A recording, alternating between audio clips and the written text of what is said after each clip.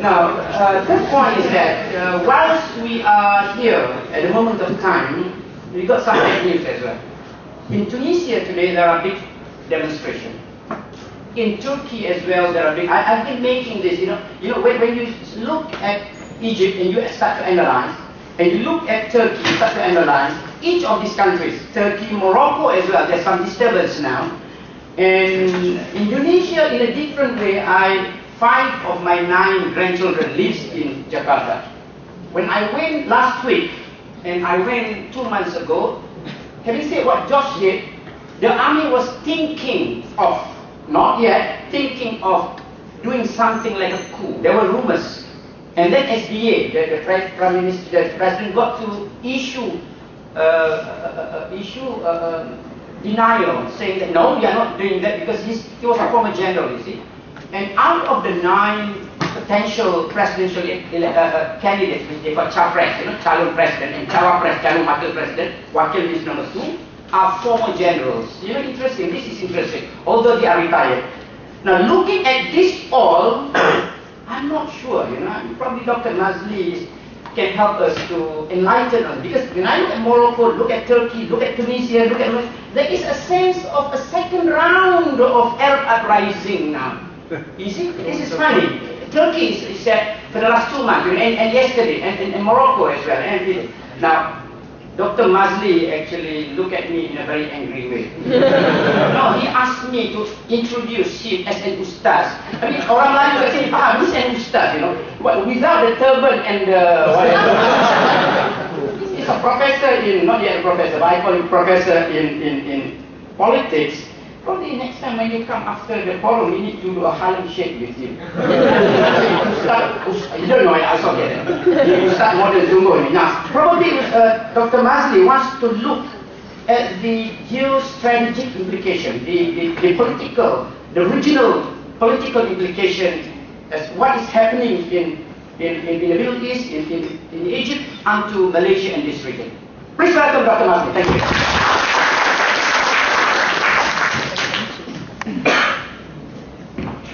Bismillahirrahmanirrahim. Assalamualaikum and salam sejahtera to everybody. By the way, I believe that George is a strong supporter of Man U. He's very jealous of me wearing Man City jersey. Any evidence of that? Any evidence? I think I did browse his, I did Google about him somewhere. Okay, anyway, but I believe that if President Morsi or any of his Muslim Brotherhood members wearing be it Man U jersey or Man City jersey or maybe Real Madrid, he would receive a lot more support from all over the world. So, but not to wear this kind of jersey when you're doing the Bersih rally. You know why? They will definitely saying that you are the Emirates agent, or Etihad agent, or maybe you are Manchester agent, whatever. Please wear Harimau Melaya when you're doing the next time. Is it there? No. You are tired of those kind of things at the moment. Okay. One thing before we go to the issue of geopolitics, I would like to address 2 things here. Number 1 is about how do we look into the current sit-in demonstration that we have in not only in Cairo but all over Egypt at the moment, where you could see the real voice of the people calling for the restoration of democracy. And number 2, maybe Dr. Ala wouldn't agree with me so much that I would like to address the greatest sins of Muslim Brotherhood and Mursi. What is that? But definitely not those that have been mentioned by Josh, unfortunately. I've been traveling to Egypt to do my research on the Brotherhood, and I was about to produce a documentary on Brotherhood, but there was some, financial implication that I stopped. I had all those data and all those pictures, we call it movies, with me. But I managed to produce few journal articles and also books on the revolution, especially on the Salafi movement Egypt. Dr. Allah was there. When I went back, I did not manage to meet him. He gave me a number. I called, different people pick up the phone. It turned out that I picked up the wrong number. And I went there again early this year to witness the calling for 1 million men against Morsi at the Tahrir. It ended up they are having less than 10,000 people gathering, not even a million. But anyway, looking at what's happening now in Egypt, if you could agree with the Tiananmen Square student protest, if you could agree with Satyagraha of Mahatma Gandhi, if you would agree with Jane Shaw, the non-violence, civil disobedience and all those kind of struggle, I don't see why can't you agree with what is happening now and what is happening in Rabat al-Adawiyah. Those people are calling for the restoration of the legitimacy, restoration of democracy, and restoration of a legitimate president that they have elected. Talking about army, a friend of mine, Mr. Palkyo, he's not really a friend, I just follow his Twitter. Anyway, he tweeted today saying what? Look here. Dear US government, please do not help restoring democracy in Turkey, for we have had 4 military coups and we have enough. This is responding to John Kerry's damaging statement in Pakistan. And he said that sometimes we need army to restore democracy. Which is funny. And by the way, it's totally wrong to compare between Thaksin and Morsi, or between Thaksin and Erdogan. The very major difference is Thaksin used to own Manchester City. Morsi don't even have enough money to send his children to study abroad. And maybe Erdogan managed to buy some football clubs from his village, but not enough money to buy Manchester City like Thaksin. So, anyway, that's number one. Number two,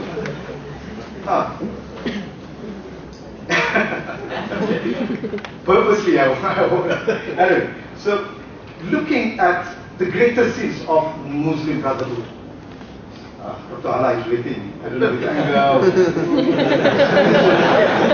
if during my research, I did conduct some interviews with some of the Muslim Brotherhood top leaders, even the number 2 and number 3. I only managed to see the number 1, but I did not manage to conduct an interview. That was on the eve of the presidential election. They were in the middle of discussion whether to send their people to contest for the presidency election or not. Every single Muslim Brotherhood leaders whom I met, they came out with the same tone and same voice. Most of them thought they are the Avengers.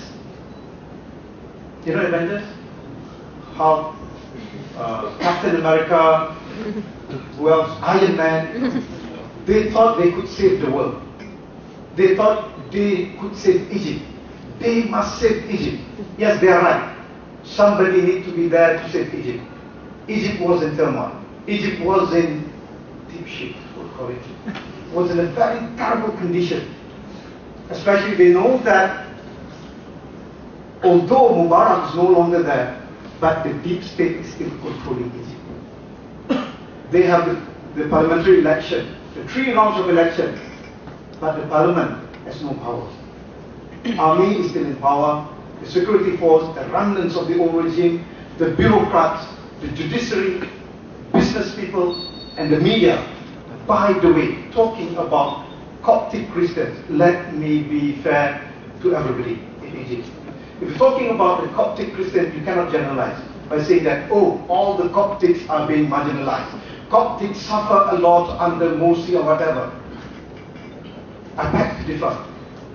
Dr. Allah, please correct me if I'm wrong, because you are from Egypt.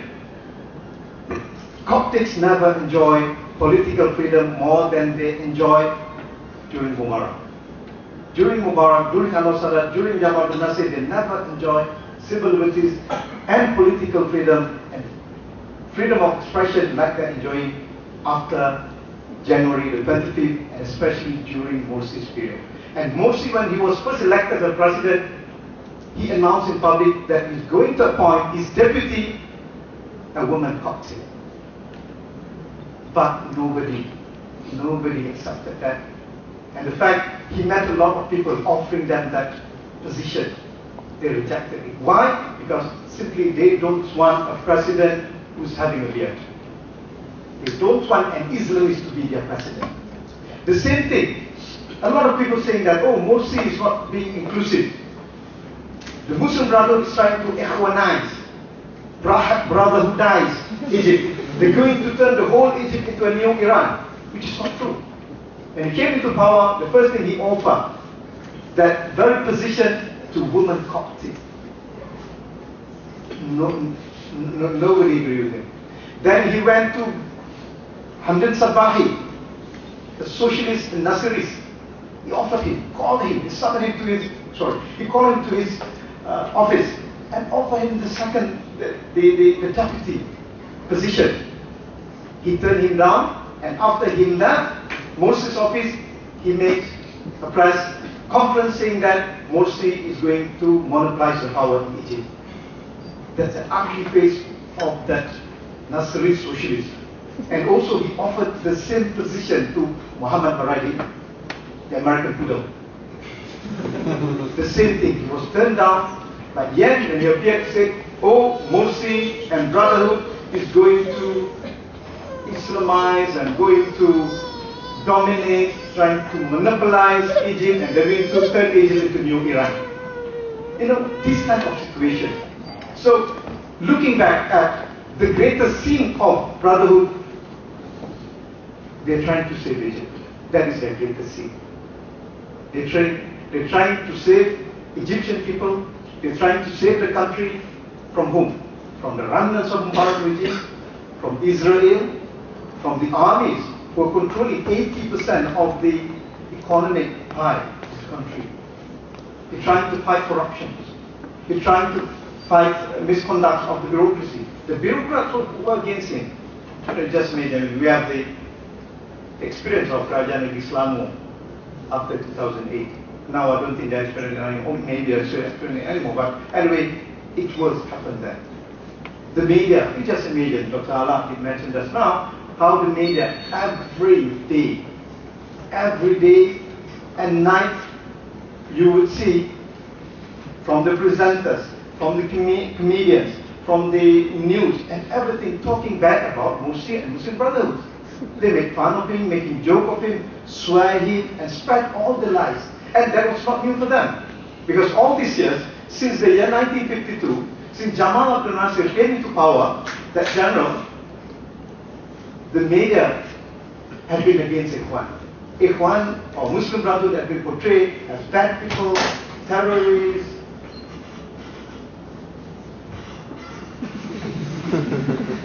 power hunger, you know, those kind of things. And when Morsi came into power, you know, people are talking that he's trying to monopolize all the power, trying to Ikhwanize. Not even the media he could control. He could do the same like Mahathir did, but he did not, because he still believed in civil state, what he called it. He still believed in the separation of powers. Muslim Brotherhood adhere to the very principle of democracy, to the very principle of separation of powers, to the very principle of civil societies. Some say that, oh, Morsi was a dictator, but he never clamped down any TV station. He was accused a lot, with a lot of things, but he never banned any TV stations. He never harassed any journalists. He never closed down any newspaper. He never closed down any radio stations. That was his greatest sin. He has not been a dictator. You know, if you try to look at the world history, in any experience of revolution, you must have the army with you, or you must have power with you to remain as a post-revolutionary government of the people. Or else, you just be a scapegoat. Somebody else will be jeopardizing or will be taking over that revolution. Look at French Revolution. It was a people's revolution, but it was the Jacobians who hijacked the revolution.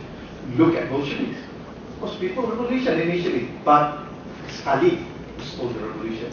Unlike Revolution Cuba, because Fidel and his mafia has arms, he remained in power. And in Iran, because when Ayatollah Khomeini came into power, he has his own arms. That's why he remained there. But one thing about Morsi was very innocent. About Muslim Brotherhood, they're trying to adhere to democracy, trying to be nice to people, trying to entertain everybody, and trying to cling to the very principle of